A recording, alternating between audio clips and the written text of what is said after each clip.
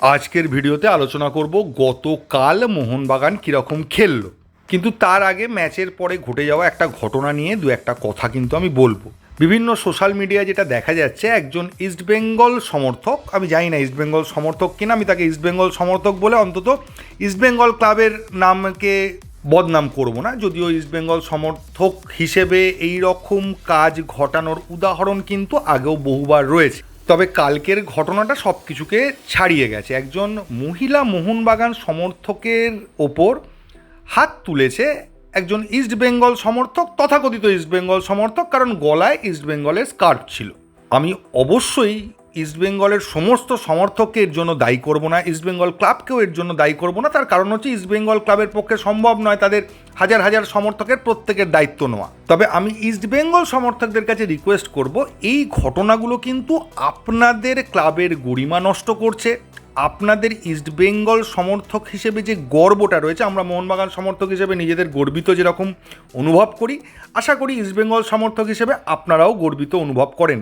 তো সেই গর্বটা যাতে করতে পারেন, আমার বক্তব্য আপনারাই এটার বিরুদ্ধে ব্যবস্থা নিন, খুঁজে বার করুন দোষীকে। এবং ইস্টবেঙ্গল ক্লাবকে বলবো, যদি আপনারা অনুতপ্ত হয়ে থাকেন এই ঘটনার জন্য, তাহলে এই পাবলিকটাকে খুঁজে বার করুন এবং একে যদি কোনো সত্যিকারের ইস্টবেঙ্গল ক্লাবের মেম্বার হয়, তাহলে মেম্বারশিপ থেকেও একে বরখাস্ত করুন।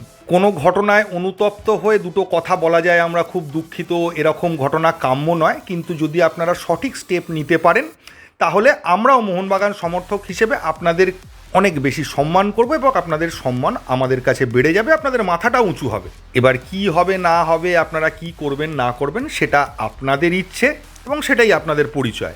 একজন মোহনবাগান সমর্থক হিসেবে নয়, একজন সভ্য সমাজের মানুষ হিসেবে একজন মহিলার ওপর গায়ে হাত তোলা, এই ঘটনাটার আমি তীব্র নিন্দা জানাচ্ছি। হতে পারে যে কোনো মহিলা সমর্থক হয়তো তাকে উত্ত্যক্ত করেছে বা এমন কিছু বলেছে যার জন্য সে গায়ে হাত তুলেছে, কিন্তু কখনোই গায়ে হাত তোলাটা একটা মহিলার ওপর এইটা দিয়ে জাস্টিফাই করা যায় না। আর সব থেকে বড় কথা, আজ বাদে কাল যদি চ্যাম্পিয়ন হন, এই সমস্ত জিনিস কিন্তু আপনাদের সাদা কাপড়ে কাদার ছিটে হয়ে থেকে যাবে। আমাকে অনেক ইস্টবেঙ্গল সমর্থক মেসেজ করেছিলেন, তারা বলেছিলেন তারা ভীষণ অনুতপ্ত, তারা মনেই করে না এ কোনো ইস্টবেঙ্গল সমর্থক, এমনকি একটা সভ্য মানুষ বলেও তারা একে মনে করে না। এবার পুরো ইস্টবেঙ্গল সমর্থকরা কি মনে করছে আমি বলতে পারবো না, এবং ইস্টবেঙ্গল ক্লাব কি মনে করছে সেটাও আমি বলতে পারবো না, সেটা কিন্তু সময়ই বলবে। নেক্সট, ইস্টবেঙ্গলের খেলা এবং ইস্টবেঙ্গলের আজকে এই জায়গায় পৌঁছনো একটা দীর্ঘ দিনের লড়াই, তাকে সত্যি আমি আমার তরফ থেকে, একজন মোহনবাগান সমর্থকের তরফ থেকে, একজন প্রকৃত ক্রীড়া সমর্থকের তরফ থেকে ইস্টবেঙ্গলের এই লড়াইকে আমি কুর্নিশ জানাই। তারা আজকে চ্যাম্পিয়ন হোক না হোক, তারা যে জায়গাটায় পৌঁছেছে এই এত বছরের চেষ্টায়, সেটা সম্মান জানানো উচিত বলেই আমি মনে করি। আমরা জানি একটা চ্যাম্পিয়ন হতে গেলে কি পরিমাণ লড়াই করতে হয়, প্রথম থেকে শেষ পর্যন্ত একটা কনসিস্টেন্সি রাখতে হয়। আমরা দুবার চ্যাম্পিয়ন হয়েছি, আমরা এই জিনিসটা জানি যে কতটা কঠিন একটা চ্যাম্পিয়ন হওয়া বা চ্যাম্পিয়নশিপের লড়াইয়ে থাকাও। এবার যদি চলে আসি গতকালের মোহনবাগানের খেলায়, দেখুন আপাত দৃষ্টি দিয়ে দেখলে বা আপনি যদি একজন হঠাৎ করে ডার্বিটা দেখতে বসেছেন মোহনবাগান সমর্থক হিসেবে, আপনার মনে হবে মোহনবাগান মোটেই ভালো খেলেনি। কিন্তু আপনি যদি রেগুলার ফুটবলের দর্শক হন, তাহলে আপনি বুঝতে পারবেন যে মোহনবাগান গত কয়েকটা ম্যাচে যে লেভেলের খেলেছে, তার থেকে বলতে পারেন মোহনবাগান ভালোই খেলেছে। কিন্তু মোহনবাগানের যে সমস্যাটা ছিল, যেটা হঠাৎ উদয় হয়েছে, সিজনের প্রথম থেকে ছিল না, এই সিজনের মাঝখানে উদয় হয়েছে, সেটা হচ্ছে ফাঁকা গোলেও গোল করতে না পারা। গতকালের ম্যাচে জেমি ম্যাকলারেন অনেকগুলো সুযোগ পেয়েছিল, সে সেগুলোকে কনভার্ট করতে পারেনি, এবং যেরকম জায়গা থেকে সে মিস করছে, সেটা জিমি ম্যাকলারেনের প্লেয়ারের থেকে এক্সপেক্ট করা যায় না। আমি বারবার বলছি, কিছু একটা সমস্যা চলছে, একটা মানসিক সমস্যা, তাদের কনফিডেন্সের অভাব আছে। জেসন কামিন্স গোল করেছে ঠিকই, কিন্তু জেসন কামিন্সের থেকে যে ডেডিকেশন আমরা হায়েস্ট লেভেলে দেখতে পেয়েছি মোহনবাগানের হয়ে খেলার সময়, সেই লেভেলের ডেডিকেশন কিন্তু দেখতে পাচ্ছি না। দিমিত্রি পেট্রাডসকে অসহায় লাগছে এবং তার অসহায়তা কিছুতেই কাটছে না। স্বাভাবিক বিষয়, আপনি আমি হলেও এই জায়গায় কনফিডেন্স ফিরে পাওয়াটা খুব কঠিন। তবে যে জায়গাটার প্রশংসা করব সেটা হচ্ছে মোহনবাগান মাঝমাঠ কিন্তু প্রায় সমানে সমানে ইস্টবেঙ্গলের মাঝমাঠের সঙ্গে লড়াই করেছে। এর আগে আমি ইস্টবেঙ্গলের খেলা দেখেছিলাম, কিন্তু সেইভাবে পুরো 90 মিনিট তো খেলা দেখতে পারিনি। কিন্তু কালকে আমি পুরো মোহনবাগানের খেলার সাথে ইস্টবেঙ্গলের খেলাটাও দেখলাম, তাতে কিন্তু আমার এটা মনে হয়েছে যে মোহনবাগান যে ধরনের টিম পাস্টে করেছে বা মোহনবাগানের যে ধরনের টিম চ্যাম্পিয়ন হয়েছে, ইস্টবেঙ্গলের এবছরের টিমটা কিন্তু সেই কোয়ালিটির নয়। ইস্টবেঙ্গল সমর্থকদের শুনতে খারাপ লাগলেও এটা কিন্তু বাস্তব। ইস্টবেঙ্গল টিমটা আগের বারের থেকে অনেক বেটার হয়েছে, কিন্তু সেটা একদম মোহনবাগান যখন চ্যাম্পিয়ন হয়েছিল গত বছরের টিমটার কথাও যদি বলেন, সেই লেভেলের টিম কিন্তু এখনও করতে পারেনি। মোহনবাগানের কথা বলে লাভ নেই, কারণ মোহনবাগানের টিমের ব্যালেন্সটাই নেই। চারখানা আপফ্রন্টের প্লেয়ার আর মাঝখানে কেউ নেই, আর পেছন দিকে দুজন ডিফেন্ডার। এটা কোনো ব্যালেন্স টিম নয়।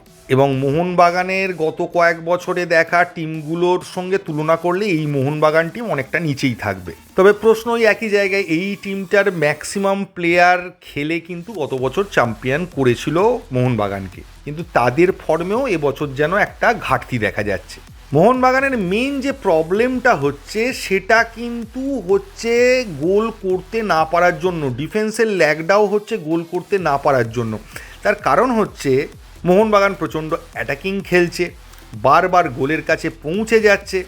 এই ওদের ফাইনাল থার্ড পর্যন্ত মোহনবাগানের খেলা খুব সুন্দর রয়েছে, এতে কোনো প্রশ্ন নেই। দারুণ অ্যাটাক করছে, দারুণ স্ন্যাচ করছে, কিন্তু ফাইনাল থার্ডে গিয়ে ফিনিশটা হচ্ছে না। যেহেতু ফিনিশ হচ্ছে না, ডিফেন্স বারবার সামনের দিকে উঠে যাচ্ছে এবং মোহনবাগানের ডিফেন্স ওপেন হয়ে যাচ্ছে, যার ফলে কোনো রকম কাউন্টার অ্যাটাক হলে মোহনবাগানের ডিফেন্স ভেঙে যাচ্ছে। এবার মোহনবাগানের আপফ্রন্ট যদি নর্মালভাবে গোল করতে পারে, তাহলে ডিফেন্সের কোনো প্রয়োজনই হয় না মাঝমাঠ পর্যন্ত উঠে যাওয়ার বা একটা হাই লাইন ডিফেন্স নিয়ে খেলার।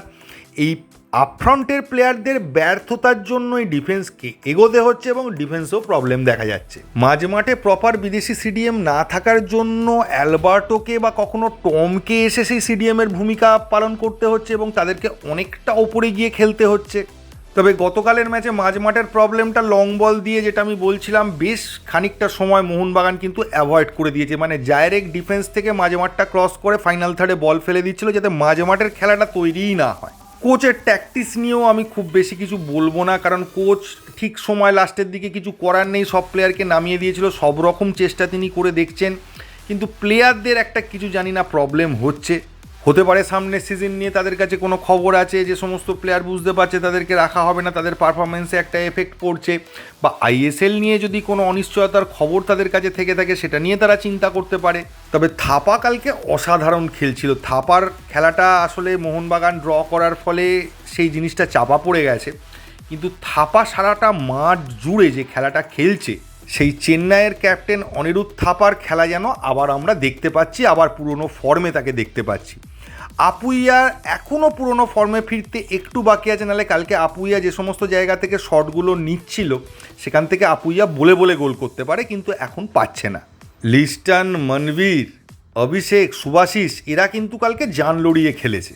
রবসান রবিনো ছাড়া আপফ্রন্টের বিদেশিদের মধ্যে কারোর মধ্যেই আমি কোনো একদম স্ট্যান্ডার্ড লেভেলেরও ড্রিবলিং স্কিল দেখতে পাইনি।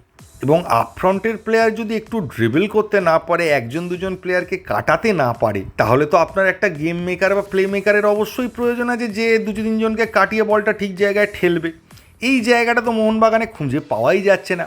সাহাল একটা চেষ্টা করছে ঠিকই, কিন্তু সাহালকে অনেকটা মাঠ জুড়ে খেলতে হচ্ছে। এবার সাহাল যে কাউকে বল দেবে, প্রপার বলটাকে ঠিক জায়গায় পাঠাবে, সেটা করার জন্য সে সেরকম সুযোগ পাচ্ছে না। প্লাস ডিসিশন মেকিংয়ের সাহালের একটা প্রবলেম রয়েছে। সাহালের ফার্স্ট টাচ বেশ কিছুবার পেনাল্টি বক্সের মধ্যে ঠিক মতো হয়নি বলে গোল করতে পারিনি।